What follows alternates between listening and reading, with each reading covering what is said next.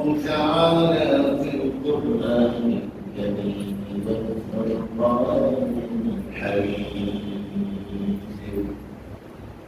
أعوذ بالله من الشيطان الرجيم.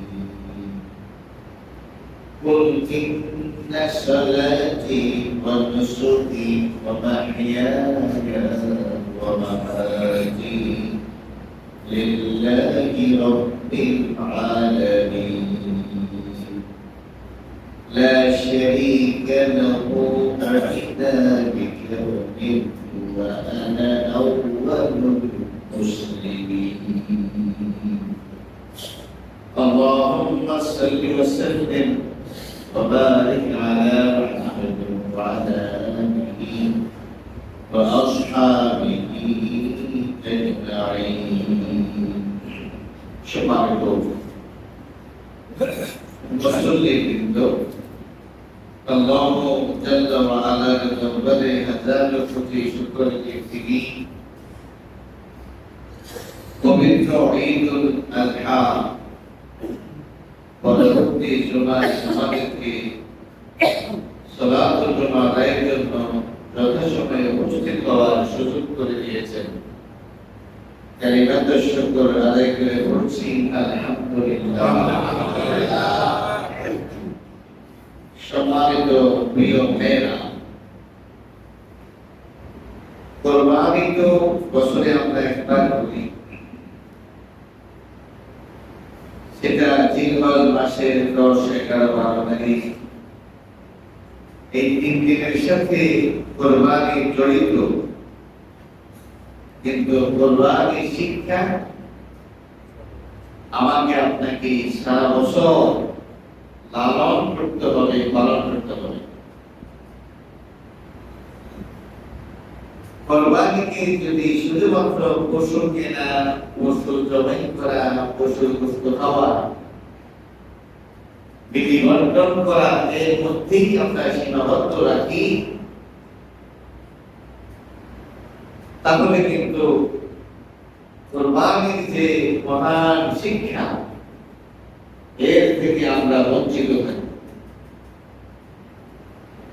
এজন্য এই কোরবানি থেকে আমাদের প্রত্যেকেরই শিক্ষা গ্রহণ করা ফরজ। 24 ঘন্টা সামান্য কিছু সময় আমরা ইবাদত করি, যেমন 5 ওয়াক্ত সালাত আদায় করতে আমাদের সর্বোচ্চ সময় লাগবে 1 ঘন্টা। সর্বোচ্চ কত? 1 ঘন্টা সময় লাগবে। 17 রাকাত যদি ফরজ হয়, সুন্নতে মুআক্কাদা যদি 12 রাকাত হয়, তাহলে 17 আর 12 কত? 29। বেতন যদি 3 রাকাত হয়, কত হলো? 32। তো 32 রাকাত নামাজ পড়তে 32 মিনিট সময় লাগে। জামাতে নামাজ পড়ার কারণে আরো সময় বেশি লাগে, আপনার সময় বেশি লাগে, অনেকের আরো কম লাগে। 4 রাকাত নামাজ পড়েন 2.5 মিনিটে, এরকম নামাজি আছে না? তো আমি বললাম যে আমাদের 32 রাকাত নামাজ পড়তে সর্বোচ্চ 1 ঘন্টা সময় লাগে, এর বেশি না, এর বেশি না।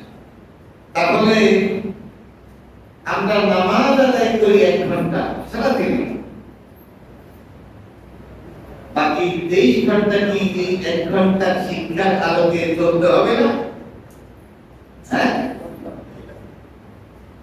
অনুরূপভাবে আমরা কোরবানি করব বছরে একবার, কিন্তু কোরবানির শিক্ষা আমাদেরকে বহন করতে হবে সারা বছর। কোরবানির শিক্ষা আমাদেরকে বহন করতে হবে সারা বছর। দুর্ভাগ্যজনক হলেও সত্য, ইসলামের এই মহান শিক্ষা থেকে আজকে আমরা বেমালুম বেখবর অবস্থায় আছে। অনেকেরই আমাদের এই সচেতনতা বোধ নাই। কোরবানির আবার শিক্ষা দিয়েছে, যেমন মসজিদ মসজিদ বানানো এটা ইবাদত, মসজিদ নির্মাণ করা এটা ইবাদত, মসজিদ পরিচালনা করা এটা ইবাদত, মসজিদে এসে সালাত আদায় করা এটা ইবাদত। এরপরে মসজিদে মুসল্লিদের জন্য আরামদায়ক ব্যবস্থা করা, যেমন মাইকিং এর ব্যবস্থা করা, ফ্যানের ব্যবস্থা করা, এসির ব্যবস্থা করা, ঝাড়ু দেয়া, পরিচ্ছন্ন রাখা ইত্যাদি মসজিদের সাথে জড়িত ইবাদত এবং সওয়াবের কাজ। এর বাহিরে আর কোনো কাজ নেই, আর কোনো কাজ নেই। বরং আমি যেটা বলি নাই সেটাই হলো আসল, যেটা আমি বলি নাই সেটা হলো আসল। সেটা হলো সালাতের মাকসাদ, সালাতের উদ্দেশ্য, সালাতের উদ্দেশ্য। আমাদের আজকেও একটা জামাত আসছে আমাদের মসজিদে, তাবলীগ জামাত। ওনাদের একটা কিছু নিয়ম আছে, কানুন আছে, সিস্টেম আছে। জীবনে এক সিল্লা দিবেন, 3 সিল্লা দিবেন, টানা 120 দিন। বছরে আপনি এক সিল্লা দিবেন, বছরে এক সিল্লা দিবেন। মাসে আপনি 3 দিন দিবেন। এরপরে প্রতিদিন 2 বার আপনি তালিমের হালকার মধ্যে বসবেন। সপ্তাহে আপনি 2টা কাজ করবেন, একটা হলো নিজ মহল্লায় আর একটা হলো বাহিরের মহল্লায়। আমি আপনাদেরকে বলি, শুধু এই কাজটা করাই কি এই তাবলীগ জামাতের উদ্দেশ্য, নাকি এই কাজের মাধ্যমে অন্য কোন লক্ষ্য হাসিল করা উদ্দেশ্য?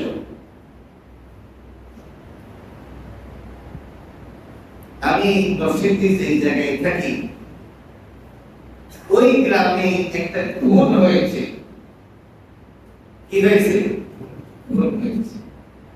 সেই খুনের আসামির তালিকায় সিল্লাওয়ালা এক ভাই আছে। খুনের আসামির তালিকায় কি আছে? সিল্লাওয়ালা এক ভাই আছে। এই তাবলীগ জামাতের এটা কি উদ্দেশ্য নয় যে অন্যায় ভাবে কাউকে খুন করবে না? এটা উদ্দেশ্য না। আপনাকে যে সিল্লা দেওয়াইতে আছে এর দ্বারা উদ্দেশ্য হলো আপনি যাতে ঘুষ না খান, আপনি যাতে সুদ না খান, আপনি যাতে কারো মাথায় অন্যায় ভাবে বাড়ি না দেন। এটা কি উদ্দেশ্যের মধ্যে আছে নাকি নাই? আছে। নাকি শুধু চিল্লা দেওয়াটাই হলো উদ্দেশ্য? অনুরূপ ভাবে মসজিদ নির্মাণ করা, মাইক লাগানো, 5 ওয়াক্ত সালাত আদায় করা, এটাই কিন্তু আল্লাহ তাআলার মূল উদ্দেশ্য নয়। বরং মূল উদ্দেশ্য হলো সালাত আদায়কারী ব্যক্তি আল্লাহ ওয়ালা হবে। সালাত আদায়কারী ব্যক্তি কি হবে? আল্লাহ ওয়ালা হবে। এই লোকটা আলোকিত মানুষ হবে, এই লোকটা সাদা দিলের মানুষ হবে, এই লোকটা অন্তর নূরানি হবে, এই লোকটা জালিম হবে না, এই লোকটা অত্যাচারী হবে না, এই লোকটা এরকম ফাইল আটকাইয়া লোকজনকে কষ্ট দিয়া জোর করে তার কাছ থেকে পয়সা আদায় করবে না। এগুলা কি নামাজের উদ্দেশ্যের মধ্যে পড়ে নাকি পড়ে না? এটা কি কোরবানির উদ্দেশ্যের মধ্যে পড়ে নাকি পড়ে না? আমরা এখন শুধু বাহ্যিক আমল করতে আমরা অভ্যস্ত।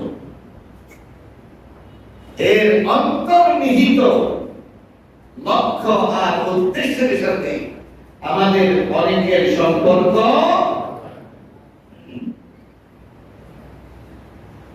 রাসূল করিম সাল্লাল্লাহু আলাইহি ওয়াসাল্লামকে জিজ্ঞেস করা হলো মুসলিম কি? মুসলিম কি? জবাবে নবীজি সাল্লাল্লাহু আলাইহি ওয়াসাল্লাম বলেছেন আল মুসলিমু মান সালিমাল মুসলিমুনা মিন লিসানিহি ওয়া ইয়াদিহি।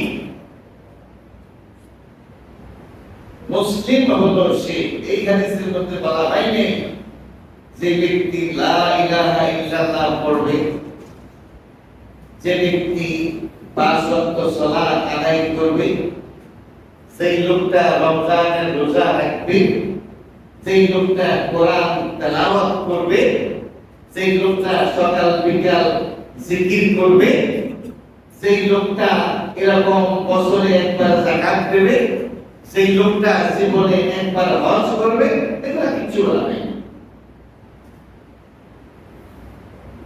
কোন মুসলিম উত্তম? জবাবে নবীজি বলেছেন যার হাত থেকে এবং যার জবান থেকে অন্যান্য মুসলিমরা নিরাপদ থাকে, সেই হলো খাঁটি মুসলিম। যে তার জবান দিয়ে কথা দিয়ে কাউকে কষ্ট দেয় না, যে তার হাত দিয়ে মানে তার কর্ম দিয়ে তার কাজ দিয়ে কাউকে কষ্ট দেয় না। কি আমরা তো বুঝি ইসলামের রকম, ইসলামের খুঁটি হলো 5টা। লা ইলাহা ইল্লাল্লাহ মুহাম্মাদুর রাসূলুল্লাহ, এই কালিমার সাক্ষ্য দেয়া, 5 ওয়াক্ত নামাজ পড়া, রমজানের রোজা রাখা, হজ করা, যাকাত দেয়া। কি হজ করা? নিঃসন্দেহে এগুলা ইসলামের খুঁটি। এগুলা কি ইসলামের খুঁটি? এখন কেউ যদি এগুলা অর্জন করার পরেও সে যদি ধনী হয়, সে যদি ডাকাত হয়, সে যদি চোর হয়, সে যদি ব্যভিচারী হয়, সে যদি অত্যাচারী হয়, সে যদি হারাম খাওয়াওয়ালা হয়, সে যদি বিচার ভিত্তি করে পয়সা খায়, সে যদি আরেকজনের আইন খেলে, তাহলে আরে ভাই, নামাজের উদ্দেশ্য হলো লোকটা ভালো মানুষ হবে, রোজার উদ্দেশ্য হলো লোকটা ভালো মানুষ হবে, হজ এবং যাকাতের উদ্দেশ্য হলো সে তার জবান দিয়ে এবং কর্ম দিয়ে কাউকে কষ্ট দেবে না। কি বলেন, ঠিক কিনা? আজকাল আমরা আনুষ্ঠানিকতায় বেশি অভ্যস্ত হয়ে পড়েছি। কিসে? আনুষ্ঠানিকতায় আমরা অভ্যস্ত হয়ে পড়েছি। কিন্তু ইসলাম কেবলমাত্র অনুষ্ঠান সর্বস্ব ইবাদতের নাম নয়। ইসলাম প্রাণহীন কোন ধর্মের নাম নয়। ইসলাম হলো পূর্ণাঙ্গ জীবন্ত একটা জীবন ব্যবস্থার নাম। মাযা খাসিরাল আলাম বিইনহিতাতিল মুসলিমিন, মুসলমানদের পতনে বিশ্ব কি হারালো? একজন মুসলিম তার মানে হলো একটা ফলদার বৃক্ষ। মুসলিম মানে হলো ফলবান বৃক্ষের নাম, বিশাল ফলবান বৃক্ষের নাম। যেই গাছের শিকড় হলো মাটির গভীরে, যেই গাছের ডালপালা হলো 7 আসমানের উপরে, এই বিশাল ফলবান বৃক্ষ ফল দেয়, প্রতি মুহূর্তে ফল বিতরণ করে। যতদিন সে বেঁচে থাকবে ততদিন সে কল্যাণ আর বরকত দিয়ে জমিনবাসীর উপকার করবে। আলম تر كيف ضرب الله مثلا كلمة طيبة كشجرة طيبة أصلها ثابت وفرعها في السماء تؤتي أكلها كل حين بإذن ربها ويضرب الله الأمثال للناس لعلهم يتفكرون. سبحان الله. আল্লাহ তাআলা বলছেন লা ইলাহা ইল্লাল্লাহ, এটা হলো কালিমায়ে তাইয়্যিবা। এটা কি? কালিমায়ে তাইয়্যিবা। এই কালিমা যারা গ্রহণ করে সে হয়ে যায় শাজারাতুন তাইয়্যিবা। শাজারাতুন মানে হলো গাছ, তাইয়্যিব মানে হলো পবিত্র, সুমিষ্ট। সুমিষ্ট ফলবান একটি গাছের নাম। আল্লাহ বলছেন এই গাছের শিকড় হলো মাটির গভীরে, তার ঢাল পাতা হলো আসমানের উপরে। আর এই গাছটা প্রতি মুহূর্তে ফল বিতরণ করে। কি বিতরণ করে? ফল বিতরণ করে। ফলবান বৃক্ষ যখন সমানে ফল দেয় তখন জমিনবাসী সবাই এই ফল পেয়ে উপকৃত হয় নাকি উপকৃত হয় না? আল্লাহ বলছেন আমার মুমিন গোলাম যারা হবে, লা ইলাহা ইল্লাল্লাহ পড়বে ওয়ালা বান্দা জমিনে থাকার অর্থ হলো এক একজন ব্যক্তি এক একটা ফলবান বৃক্ষ। তার দ্বারা শুধু মানুষের উপকার হবে। তার দ্বারা কি হবে? শুধু মানুষের উপকার হবে, তার দ্বারা মানুষের ক্ষতি হবে না, কারণ সে লা ইলাহা ইল্লাল্লাহ বলেছে। মুসলমানকে আল্লাহ রাসূল সাল্লাল্লাহু আলাইহি ওয়াসাল্লাম বলেছেন যে তার হাত দিয়ে কাউকে কষ্ট দেয় না, তার মানে হলো যে তার কর্ম দিয়ে কাউকে কষ্ট দেয় না। হ্যাঁ, আমার কলিগ আমি প্রবাস, সে ঢাকায় একটা মাদ্রাসায় প্রভাষক ছিল, এনটিআরসির মাধ্যমে নিয়োগ পেয়েছে। এখন সে আমাদের মাদ্রাসায় স্থানান্তরিত হয়ে আসছে। চাকরি বেতন পাইল, মাদ্রাসা চেঞ্জ হয়েছে, তার তো বেতন অটোমেটিক্যালি সরকার দিচ্ছে, তার কোর্টে ঢুকে যাওয়ার কথা। ওই দিন সে বলল তার বেতন স্থানান্তর করে আবার বেতন চালু করতে তাকে নাকি 20,000 টাকা খরচ করতে হয়েছে। সে তো টাকা দিল, এটা জানলাম, টাকাটা খাইল কি? সে কি মুসলমান নাকি হিন্দু?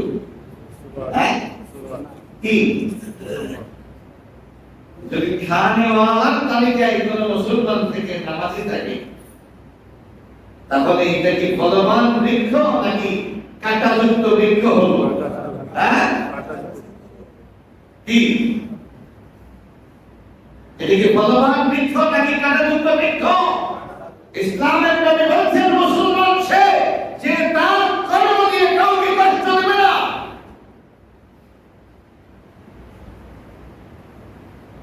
টাকা ছাড়া তাই হবে না, যেন উনি চাকরি করে না, যেন তাকে সরকার টাকাই দেয় না, মানুষের কাজ করে করে ওই টাকা নেয়।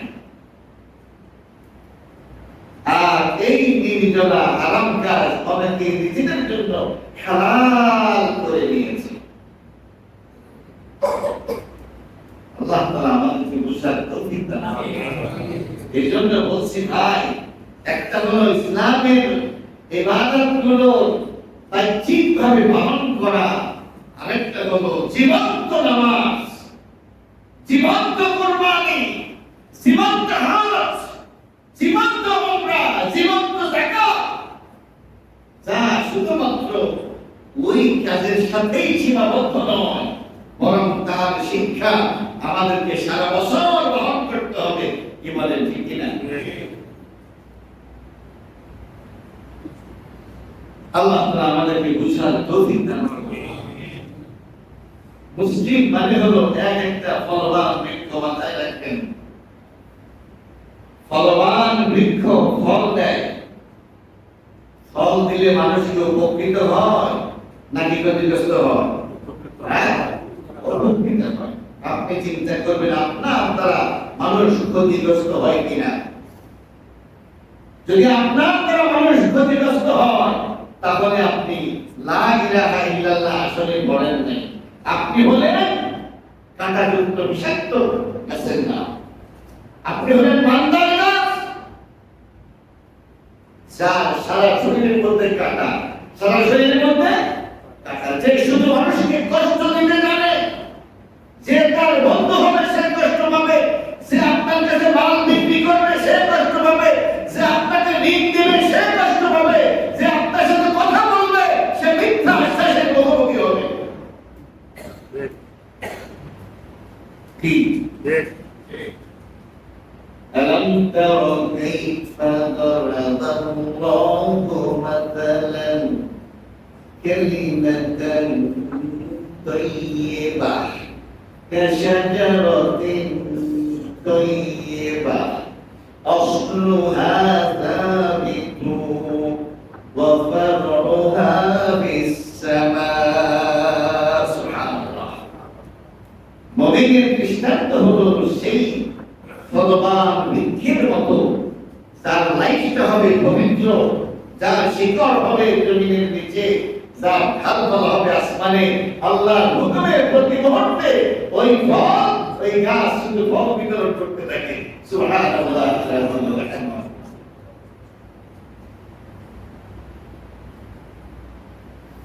এই ফলবান একজন বৃক্ষের নাম ছিল হযরত ওসমান রাদিয়াল্লাহু তাআলা। কে? হযরত ওসমান রাদিয়াল্লাহু তাআলা। উনি এতটা লজ্জাশীল ছিলেন, এতটা শরমওয়ালা ছিলেন, তিনি নাকি ইসলাম গ্রহণের পর কখনো কোনোদিন ডান হাতে পুরুষ অঙ্গ স্পর্শ করেননি। কিরকম হায়াওয়ালা, লজ্জাশীল আল্লাহ তাআলা তাকে বানিয়েছেন। নবীজি বলেছেন, আল হায়াতু শুরবাতুন মিনাল ঈমান। হায়া, লজ্জাশীলতা, এটা হলো ঈমানের গুরুত্বপূর্ণ একটি অংশ।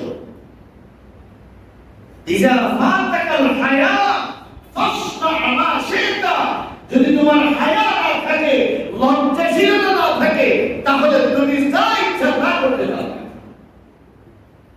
মানুষকে বাধা দেয় তার শরম, তার লজ্জাশীলতা।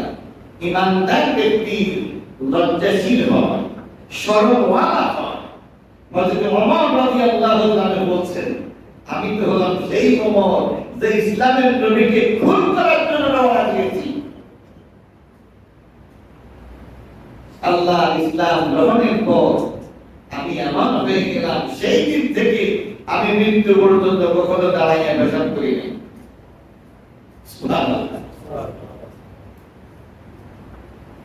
ইসলাম মানুষকে সভ্য বানায়, ইসলাম মানুষকে কি বানায়? সভ্য বানায়, সুশীল বানায়, রুচিবান বানায়, আনন্দিত মানুষ বানায়।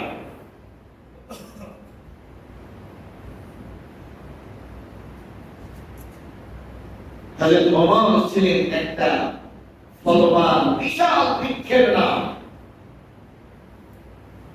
রাতের অন্ধকারে বের হয়ে তিনি এক বুড়ি মহিলাকে জিজ্ঞেস করলেন, খলিফাতুল মুসলিমিন ওমর সম্পর্কে আপনার ধারণা কি?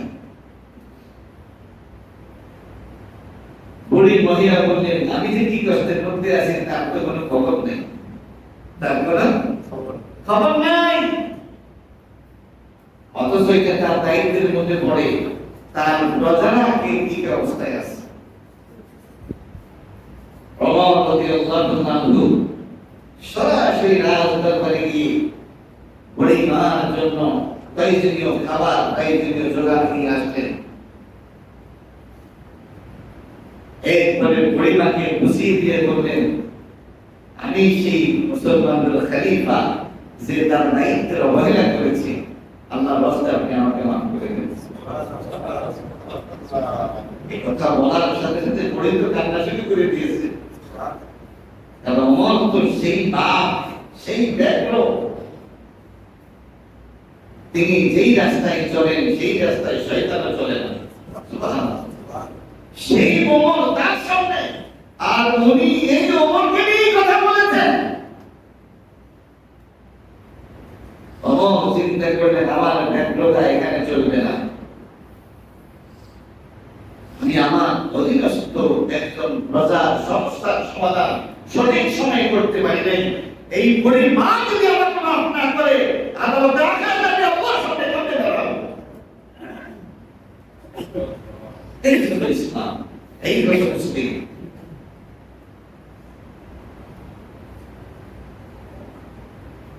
ওমর শাসক ছিলেন, তিনি যেই কালিমা পড়ে নিজেকে এরকম পরিবর্তন করেছেন, সেই কালিমা এখন কি বাংলাদেশের শাসক শ্রেণী পড়ে না? আমাদের এমপি, মেয়র, কমিশনার মহোদয়, মেম্বার, চেয়ারম্যান, ওনারা কি এগুলো পড়ে না? আমাদের র্যাব প্রধান, আমাদের পুলিশ প্রধান, তারা কি এগুলো পড়ে না? আমাদের টিএমপি কমিশনার, তারা কি লা ইলাহা ইল্লাল্লাহ পড়ে না? তারা কি কথায় কথায় ইনশাআল্লাহ, মাশাআল্লাহ, আলহামদুলিল্লাহ বলে এই জাতিকে ধোঁকা দেয় না?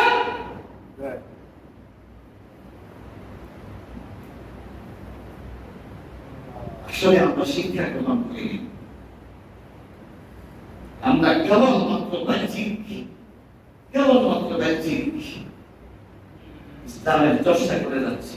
ও ভাই, কসম আল্লাহ, আপনি বাহ্যিক থাকবেন, আল্লাহ আপনার সাথে বাহ্যিক আচরণই করবেন।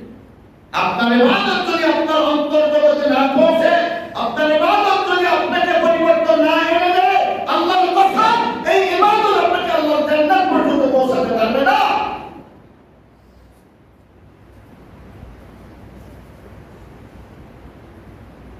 ইসলাম বিশ্বাস এবং কর্মের নাম। ইসলাম বিশ্বাস এবং কর্মের নাম। যেমন বিশ্বাস করতে হবে, বিশ্বাসের আগে কর্ম করতে হবে। আল্লাহ তাআলা আমাদেরকে বুঝার তৌফিক দান করুন।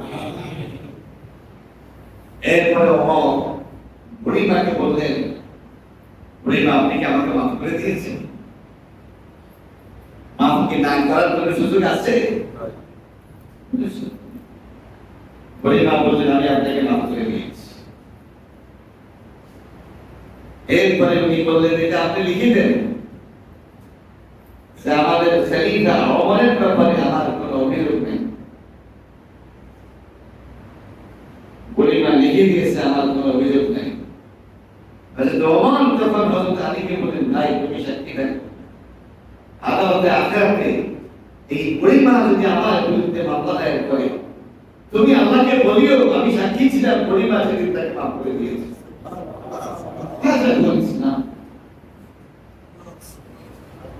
আমাদের আবুল হাসান আলী নদভী রাহমাতুল্লাহ আলাইহি এই বইটা লিখেছেন, মুসলমানদের পতনে বিশ্ব কি হারালো। মুসলমান যখন তার মুসলমানিত্ব হারিয়েছে, তখন পৃথিবী সম্পদ হারিয়েছে। কি হারিয়েছে? সম্পদ হারিয়েছে। সুবহানাল্লাহ, সুবহানাল্লাহ, সুবহানাল্লাহ। এরকম একটা বলবান বৃক্ষের নাম ছিল হযরত আবু বকর সিদ্দিক রাদিয়াল্লাহু তাআলা। তিনি মৃত্যু সজ্জায় শায়িত। তিনি বললেন, তোমরা আমাকে পুরাতন কাপড় দিয়ে দাফন কাফন করবা। লোকেরা বললো, পুরাতন কাপড় দিয়ে দাফন কাফন করবো কেন? আমরা কি আপনার জন্য নতুন কাপড়ের ব্যবস্থা করতে পারবো না? তিনি বললেন, পারবে তো নিশ্চয়ই, তবে নতুন কাপড় বেশি দরকার হলো জীবিত মানুষের জন্য। আমি দুনিয়া থেকে চলে যাবো, নতুন কাপড় দিয়ে আমি কি করবো? সুবহানাল্লাহ। ইসলাম গ্রহণ করার সময় হযরত আবু বকর ছিলেন সেই সময়ের কোটিপতি, সেই সময়ে ইসলামের কল্যাণে, ইসলামের প্রয়োজনে তিনি তার সর্বস্ব আল্লাহর জন্য, আল্লাহর দ্বীনের জন্য, আল্লাহ রাসূলের জন্য তিনি বিলীন করে দিয়েছেন। কোন এক যুদ্ধে তিনি ছোট্ট একটা পোটলা নিয়ে আসলেন। আল্লাহ রাসূল সাল্লাল্লাহু আলাইহি ওয়াসাল্লাম খবর দিলেন, কে কতদূর আনছো? কেউ বলল, আমি তো সম্পদের 4 ভাগের 3 ভাগ নিয়ে আসছি। হযরত ওমর বললেন, আজকে আমি অর্ধেক নিয়ে আসছি। এবং তিনি ওই আশাবাদী ছিলেন, আজকে অন্তত আবু বকরকে আমি হারাবো। সমস্ত সম্পদের অর্ধেক তিনি নিয়ে এসেছেন। আবু বকরকে জিজ্ঞেস করলেন, তুমি কি আনছো? উনি বলছেন যে আমার ঘরে যা ছিল সব নিয়ে আসছি। তাহলে ঘরে কাকে রাখছো? ঘরে আল্লাহ, আল্লাহ রাসূল আছে, আর সব নিয়ে আসছি। মৃত্যুশয্যায় তিনি তার স্ত্রীকে জিজ্ঞেস করলেন, আমাদের ঘরে কিছু আছে কিনা? উনি বললেন যে না, কিছুই নেই। তবে প্রতিদিন বাইতুল মাল থেকে যেই পরিমাণ সম্পদ আসতো, আমাদের ঘরে খাবারের জন্য যেই পরিমাণ আনা হতো, চাউল, গম, আটা, আমি ওই যে একটু একটু চিমটি দিয়ে রেখে দিতাম, 1 মুষ্টি, আধা মুষ্টি করে রেখে দিতাম, ওইগুলাই আছে। আবু বকর সিদ্দিক রাদিয়াল্লাহু তাআলা বলছেন, তাহলে তো বুঝা গেল এগুলা ছাড়াই যেহেতু আমাদের সংসার চলেছে, আমরা এটা একটু বেশি আছি, আমরা এটা একটু বেশি আছি। তিনি বলছেন, এগুলা বাইতুল মালে ফেরত দিয়ে দাও, যেহেতু এটা অতিরিক্ত এসেছে। আমি ওইখানে করতে চাই। ইসলামের নবী মুহাম্মদ রাসূলুল্লাহ সাল্লাল্লাহু আলাইহি ওয়াসাল্লাম দুনিয়া থেকে বিদায় নিয়েছেন, তার ঘরে 1 পয়সা দুনিয়া ছিল না। আমি ওইভাবে করতে চাই যে আমার ঘরে সামান্য টুকু দুনিয়াও থাকবে না। সুবহানাল্লাহ। সেই আবু বকর, তারই পূর্বসূরি, তারই উত্তরসূরি আমরা। আমাদের আইজি এখন খুঁজে পাওয়া যাইতেছে না, দুজনকে তারা খোঁজ করে। আমাদের নামের প্রধান নাই, তাকে লোকজন খোঁজ করে। আমাদের সেনাবাহিনীর প্রধান, সে সেন্সারের মধ্যে পড়ে। আমাদের সাবেক ডিএমপি কমিশনার, সে পলাতক। আমাদের রাজস্ব বোর্ডের একজন, তার ভোলায় 15 লাখ টাকা দিয়ে ছাগল কোরবানি দেয়। কি কারবার!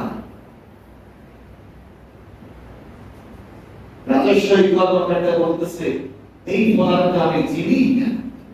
ও চিন্তা কেমনে? দুনিয়াতেই অবস্থা। আল্লাহ বলছে, আখিরাতে কেউ কারো পরিচয় দেবে না। দুনিয়াতেই লক্ষ্য করলাম, সবাই বলতেছে এটা আমার ভোলা না, ভোলাটা এটা আমার বাপ না। ও মুসলমান, এরকম পদন্ত মানে একটা পেটের জন্য কত টাকা লাগে, 5টা পেটের জন্য কত টাকা লাগে। অন্যায় করতে করতে, অপরাধ করতে করতে আমাদের হৃদয় যখন কালো হয়ে গেছে, সেই জন্য এখন অপরাধ মনে করা হয় না। এই জন্য বলছিলাম, ভাইরা আমার, কোরবানি শেষ, কোরবানির মাসালাও শেষ, কিন্তু কোরবানির শিক্ষা সারা বছর বহন করতে হবে। কোরবানির শিক্ষা সারা বছর বহন করতে হবে। আর কোরবানির শিক্ষা হলো তাকওয়া। কোরবানির শিক্ষা কি? তাকওয়া, আল্লাহ ভীতি। তাকওয়া মানে কি? তাকওয়া মানে হলো আল্লাহ তাআলা যা কিছু আমাদের জন্য ফরজ করেছেন সেগুলো পালনে অভ্যস্ত হওয়া। আল্লাহ তাআলা যা কিছু আমাদের জন্য হারাম করেছেন সেগুলো থেকে দূরে থাকতে অভ্যস্ত হওয়া, এটা নাম হলো তাকওয়া। যা কিছু আল্লাহ ফরজ করেছেন, আমি ফরজ করিনি, তো ভাই আমি ফরজ করিনি, আপনার আল্লাহ, যেই আল্লাহর নির্দেশ পালনে আপনি মসজিদে আসছেন, যেই আল্লাহর প্রতি ঈমান এনে ভালোবাসা পোষণ করে আল্লাহকে ভয় করে আল্লাহর জান্নাতের মেহমান হওয়ার স্বপ্ন আপনি দেখেন, সেই আল্লাহ আমার আপনার জন্য যা কিছু ফরজ করেছেন সেগুলোকে ফরজ হিসেবে গ্রহণ করেন। আমার আপনার আল্লাহ আমাদের জন্য যে নিষিদ্ধ এরিয়া দিয়েছেন সেই নিষিদ্ধ এরিয়াতে বিচরণ না করা, এরই নাম হলো তাকওয়া। এর নাম কি? وَاتْلُ عَلَيْهِمْ نَبَأَ بَنِي آدَمَ بِالْحَقِّ إِذْ قَرَّبَا قُرْبَانًا فَتُقُبِّلَ مِنْ أَحَدِهِمَا وَلَمْ يُتَقَبَّلْ مِنَ الْآخَرِ قَالَ لَأَقْتُلَنَّكَ قَالَ إِنَّمَا يَتَقَبَّلُ اللَّهُ مِنَ الْمُتَّقِينَ।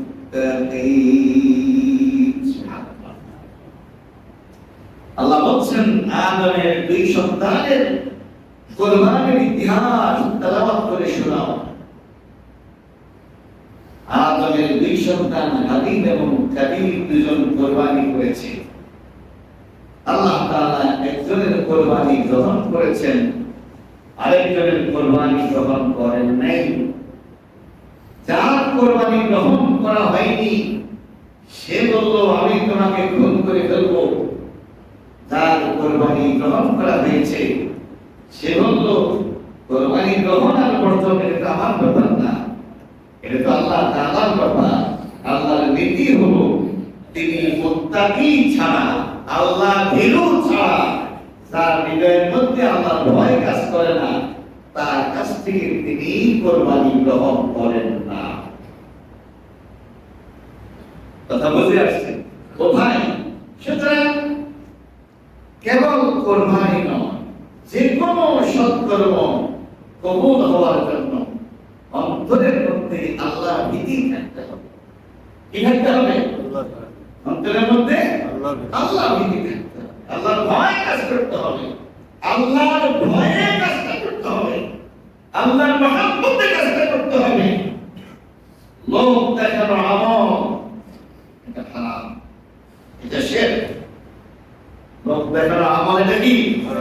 সমাজকে দেখানো, ব্যয়কে দেখানো, নতুন করে মাত্র দিয়ে দিলাম, কোরবানি না করলে পরে ব্যয় দেয়, জামাইয়ের মুখ দেখাবো কেমনে, এই মুখ দেখানোর জন্য কোরবানি করতেছে। এটা কোরবানি না, এটা শয়তানি। আমি এত বড় অফিসার, এত টাকার মালিক, আমি আমার কোরবানির মাধ্যমে সেটা। ও ভাই, কোরবানির সাথে লোক দেখানোর কোনো সম্পর্ক নাই। আমাকে আপনাকে বুঝতে হবে হযরত ইব্রাহিম আলাইহিস সালামের সুন্নাহ প্রতিষ্ঠা করা হলো কোরবানের উদ্দেশ্য। তিনি কিন্তু তার ছেলেটাকেই জবাই করেছেন। তাকে জবাই করেছেন, ছেলেটাকেই জবাই করেছেন। ছেলে জবাই এটা তো নিঃসন্দেহে কাউকে দেখানোর জন্য নয়। একটা হাদিসের মধ্যে দেখলাম ওই দিন নবী মুহাম্মদ সাল্লাল্লাহু আলাইহি ওয়াসাল্লাম বললেন যে আমি দুই জালিহের সন্তান। কয় জালি? দুই জালি। একটা হলো ইসমাঈল আলাইহিস সালাম, তাকে জবাই করা হয়েছিল, আল্লাহ পাক তাকে উদ্ধার করেছেন। উনি এই ইসমাঈল আলাইহিস সালামের বংশধর হলেন আমার নবী মুহাম্মদ রাসূলুল্লাহ সাল্লাল্লাহু আলাইহি ওয়াসাল্লাম। তাহলে উনি জবাই হওয়ার কথা ছিল, উনাকেই জবাই করা হয়েছিল, উনাকেই জবাই করার জন্য স্বপ্ন দেখা হয়েছিল। উনার বাবা সেই স্বপ্নই বাস্তবায়ন করেছেন। আল্লাহ দয়া বর্ষায় তাকে রক্ষা দিয়েছেন, বিনিময়ে বেহেশত থেকে দুর্গা প্রদান করেছেন। আর আরেকটা হলো নবীজির দাদা, তিনি মান্নাত করেছেন যে আল্লাহ তাআলা যদি আমাকে 10টা সন্তান দেয় আমি আমার সবচেয়ে প্রিয় সন্তানটাকে আল্লাহর রাস্তায় কোরবানি করব। আল্লাহর রাস্তায়। এখন আল্লাহ তাআলা ওনাকে 10টা ছেলে দিয়েছেন, তার মধ্যে একজন হলেন আমাদের নবী মুহাম্মদ রাসূলুল্লাহ সাল্লাল্লাহু আলাইহি ওয়াসাল্লামের সম্মানিত বাবা আব্দুল্লাহ। এখন তিনি তার এই মান্যত বাস্তবায়নের জন্য লটারি দিলেন। যতবারই লটারি দিলেন ততবারই নাম আসলো আব্দুল্লাহ। কেন নাম আসলো? তখন মক্কার লোকেরা বলল, আপনি যদি আপনার ছেলেকে সবাই করেন তাহলে তো এই সিলসিলাই পরবর্তীতে জারি হয়ে যাবে, বরং এর পরিবর্তে আপনি আল্লাহর রাস্তায় উট জবাই করেন। কয়টা উট জবাই করতে করতে করতে করতে উনি 100টা উট পর্যন্ত জবাই করেছেন। তাহলে উনি যদি উট জবাই না করতেন তাহলে তো ওনার বাবাই কি হতো? সাবি হওয়ার কথা ছিল। এই কথাটাই নবী মুহাম্মদ সাল্লাল্লাহু আলাইহি ওয়াসাল্লাম বলেছেন, আমি কিন্তু দুই সাবিহের সন্তান, একটা হলো ইসমাঈলের সন্তান আর একটা হলো সরাসরি আব্দুল্লাহর সন্তান। তাহলে এখানে মানুষ জবাই ছিল, এখানে লোক দেখানোর কোনো সুযোগ ছিল না। এই জন্য ইসলামের দৃষ্টিতে লোক দেখানো যে কোনো আমল করা এটা হারাম, এটা কবিরা গুনাহ। এটা কি?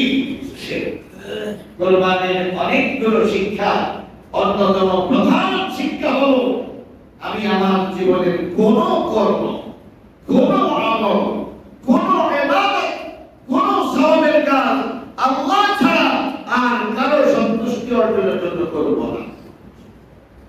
এটা কিন্তু কোরবানির শিক্ষা। তাহলে কোরবানি করলাম একদিন, কিন্তু এই শিক্ষা বহন করতে হবে সারা বছর। শিক্ষা বহন করতে হবে সারা বছর, এমনকি সারা জীবন। আসুন আল্লাহ তাআলা আমাদের সবাইকে কোরবানির মহান যে শিক্ষাগুলি রয়েছে সেগুলো হাসিল করার তৌফিক নসিব করুন। আমিন। ওয়া আখিরু দাওয়ানা আলহামদুলিল্লাহি রাব্বিল আলামিন।